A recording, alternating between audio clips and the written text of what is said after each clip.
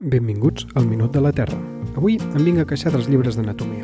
Gairebé tots diuen que tenim exactament 206 ossos, 28 al crani, 64 als braços, 52 al tronc i 62 a les cames. Però aquests llibres estan massa segurs de si mateixos. Deixant de banda que hi ha molta gent que neix sense cames o amb dits extras o el que sigui, no tenen en compte l'espectre entre cartílag i os. Els esquelets comencen sent cartílags i a mesura que creixem queden envoltats per cèl·lules que dipositen un teixit dens ple de calci, convertint-los en os.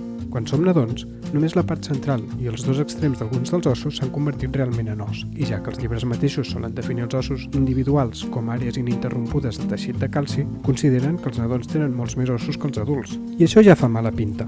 Però el que és pitjor és que no són coherents en la forma en què compten els ossos, perquè alguns es compten i d'altres no. La nostra caixa cranial, per exemple, es fusiona amb sutures als 2 anys. Malgrat aquesta fusió, per això, els llibres encara consideren que representa 22 ossos diferents. Mentrestant, l'inútil del nostre coxis es fusiona de forma similar, però són comptats només com un sol os. I és que a sobre el coxis de la majoria de les persones realment no està ni totalment fusionat. A més, tampoc es sol tenir en compte que hi ha molts llocs dels nostres cossos on, per la raó que sigui, algunes persones converteixen el cartílag en os i d'altres no.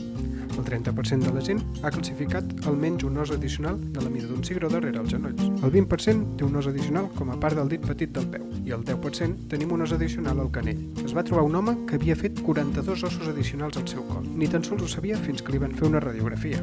Cap d'aquests ossos estan comptats en els 206 habituals, tot i que comptem ossos més petits, com ara l'estrep de l'orella. En tot cas, si el teu cos ha decidit augmentar o reduir els ossos en comparació del suposat estàndard dels 206, potser ni tan sols ho sabries sense fer-te una radiografia. Però aquest espectre il·lustra una mica de la increïble variació que existeix en la nostra espècie, una diversitat que arriba fins al moll de l'os.